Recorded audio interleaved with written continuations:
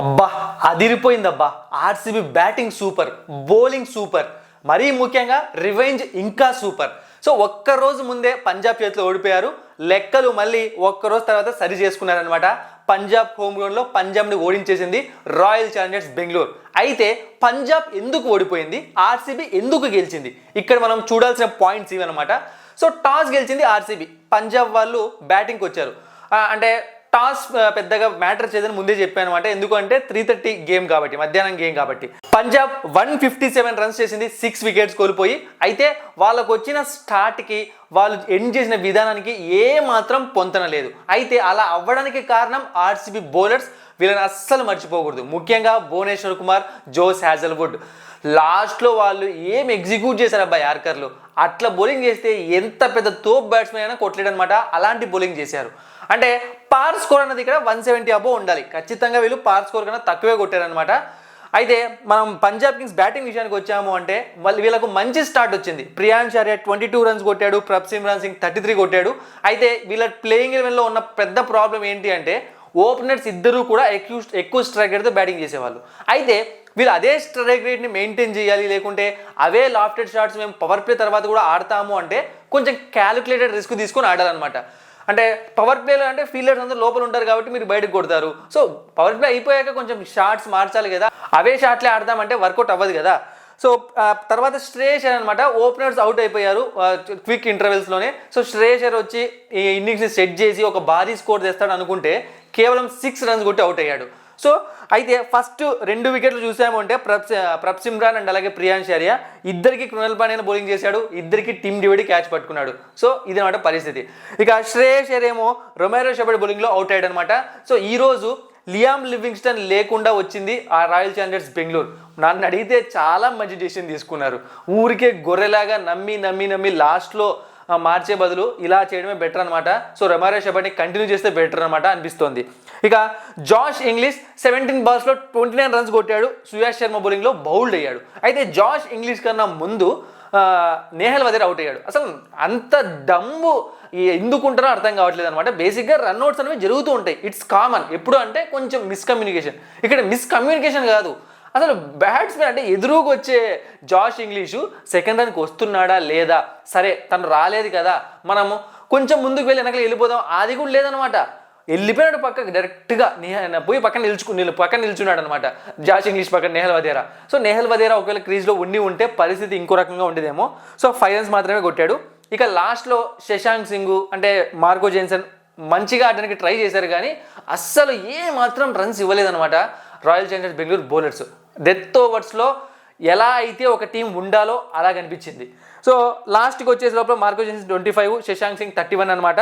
So Stoinis మళ్ళీ hand ఇచ్చాడు. మ్యాక్స్వెల్కి బదులుగా జాష్ ఇంగ్లీషు అండ్ అలాగే ఇప్పుడు డైరెక్ట్గా స్టోనీస్ని తెచ్చినా సరే ఉపయోగం లేకుండా పోతుంది. స్టోనీస్ కూడా ఆడట్లేదు. సో మనం ఆర్సీబీ బౌలింగ్ విషయానికి వచ్చాము అంటే కృణల్ పాండ్యాకి 2 వికెట్స్ పడ్డాయి, రొమేరో షెపర్డ్కి 1 వికెట్, సుయాష్ శర్మకు 2 వికెట్లు. ఇక భువనేశ్వర్ వికెట్స్ తీసుకోకున్నా కూడా సో కంట్రోల్ అయితే చేశాడు. ఇక తర్వాత ఆర్సీబీ బ్యాటింగ్ వచ్చింది. బేసిక్గా ఫస్ట్లోనే వికెట్ అయితే పడింది ఫిల్ సాల్ట్ది, కానీ అక్కడే అయిపోయింది. ఇక తర్వాత 100 అబోవ్ పార్ట్నర్షిప్ వచ్చింది విరాట్ కోహ్లీ అండ్ అలాగే దేవదత్ పడికల్ మధ్య.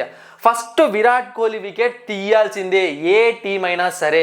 అంటే మీరు అనుకోవచ్చు విరాట్ కోహ్లీ ఏమాడతాడు, ఉన్నా ఒకటి లేకున్నా ఒకటే, కొంతమంది యాంటీ ఫ్యాన్స్ మాట్లాడుతూ ఉంటారనమాట. సో ఎందుకు విరాట్ కోహ్లీ వికెట్ తీయాలి, బాల్స్ తింటాడు. మీకు అర్థం కాని మ్యాటర్ ఏంటి అంటే Virat Kohli is the most dangerous batsmen in RCB. దానికి కారణం నేను చెప్తాను చూడండి. సో విరాట్ కోహ్లీ ఏం చేస్తాడంటే బ్యాటింగ్కి వచ్చి సింగిల్స్ పైన డబుల్స్ పైన ఫోకస్ చేస్తాడు. ఏమైనా బ్యాట్ బాల్స్ వస్తే పనిష్ చేస్తూ ఫోర్స్ కొడుతూ ఉంటాడు. కానీ అవతల ఎండ్లో వాళ్ళకి ఒక ప్రెజర్ లేకుండా చేస్తాడనమాట. సో నేను సింగిల్స్ పైన ఫోకస్ చేస్తా, సో మీరు షార్ట్స్ ఆడండి అని ఒక ధైర్యం ఇస్తాడు. ఆ ధైర్యమే ఈరోజు దేవదత్ పడికల్కి వచ్చిందనమాట. చాలా మంచి ఇన్నింగ్స్ ఆడాడనమాట. అంటే ఒక క్వాలిటీ ఇన్నింగ్స్ వచ్చింది సరైన టైంలో. సో ఫిల్ సాల్ట్ అవుట్ అయ్యాక విరాట్ కోహ్లీ ఈరోజు మ్యాచ్లో 54 బాల్స్లో 73 కొట్టాడు. లాస్ట్ వరకు నిలబడ్డాడు క్రీజ్లో. అది పంజాబ్ కొంప ముంచేసింది. ఇక దేవదత్ పడికల్ కూడా 35 బాల్స్లో 61 చాలా మంచి స్ట్రైక్ రేట్తో బ్యాటింగ్ చేశాడు. ఇక రజత్ పటిదార్ 11 రన్లు, జితేష్ శర్మ 11. సో చెప్పా కదా, ఏ మూమెంట్లో కూడా ఆర్సీబీని పంజాబ్ వాళ్ళు ఇబ్బంది పెట్టలేకపోయారు. వాళ్ళ బౌలర్స్ పూర్తిగా ఫెయిల్ అయిపోయారు ఈరోజు.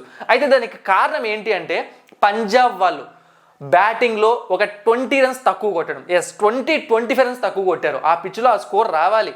సో ఎందుకు రాలేదంటే మిడిల్ ఆర్డర్ చాలా స్లో అయిపోయింది కాబట్టి లోయర్ ఆర్డర్లో ఆర్సీబీ వాళ్ళు బాగా బౌలింగ్ చేశారు కాబట్టి, అంటే డెత్ ఓవర్స్లో.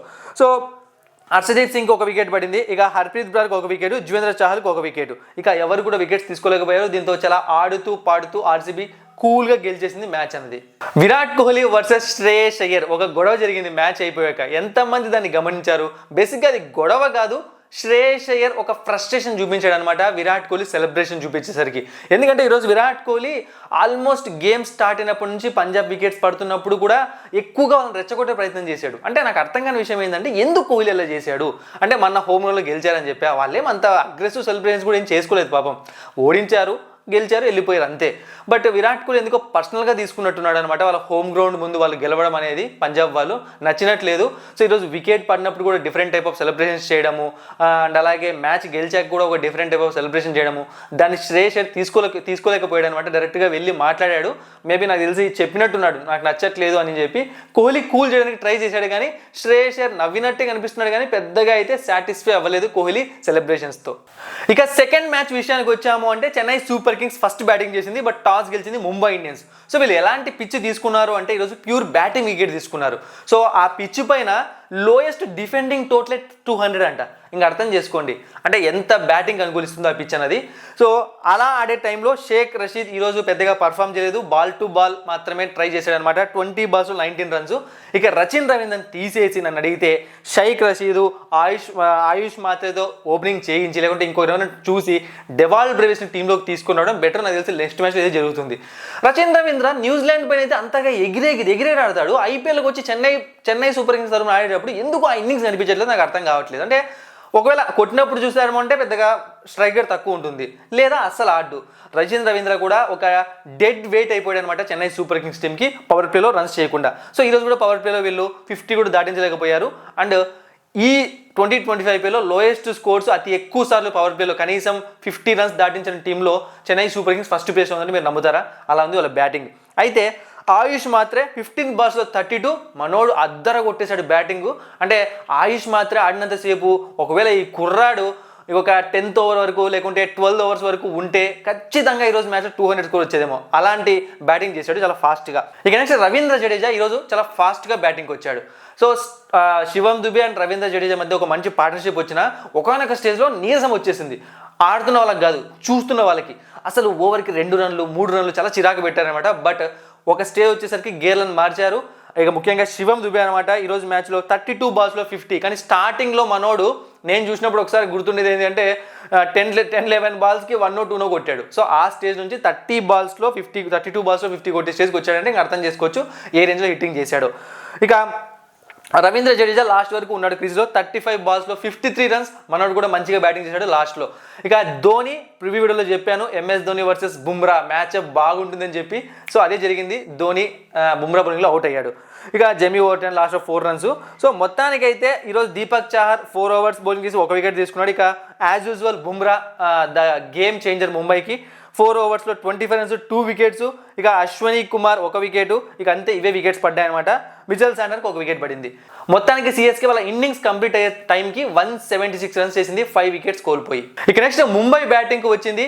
కేవలం ఒకే ఒక్క వికెట్ కోల్పోయి స్కోర్ని మొత్తం చేసి పక్కన పడేసింది. 177 runs 1 wicket కోల్పోయి 15.4 overs.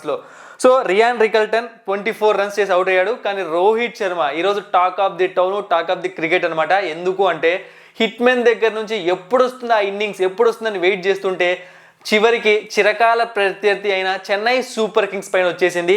76 runs కొట్టాడు 45 balls. ఇక నెక్స్ట్ ఇంకొక ఎండ్లో Suryakumar Yadav just 30 balls 68 runs. అసలు చెన్నై స్ట్రాటజీ రాంగ్ అనమాట. మళ్ళీ టీం మార్చారు, అశ్విన్ని తీసుకొని వచ్చారు. ఈరోజు అశ్విన్ బాగా బౌలింగ్ చేసి ఉండొచ్చు, బట్ వాంకేడ గ్రౌండ్ అస్సలు స్పిన్కి అనుకూలించే పిచ్ కాదు. ఆ గ్రౌండ్లో అంతమంది స్పిన్నర్స్ ఎందుకు? అంజుల్ కంబల్ని పెట్టుకొని రావచ్చు కదా, తప్పు చేశారు. అండ్ ఫియర్లెస్ క్రికెట్ ఆడుతున్నారు ప్రతి టీము కూడా. చెన్నై ఇంకా భయపడుతూనే ఆడుతోంది, సింగిల్స్ తీయడానికి ఇబ్బంది పడుతోంది. చెప్పా కదా ఒకనొక స్టేజ్లో వీళ్ళు ఆడడం చూసి నీరసం వస్తుంది చూసే వాళ్ళకి.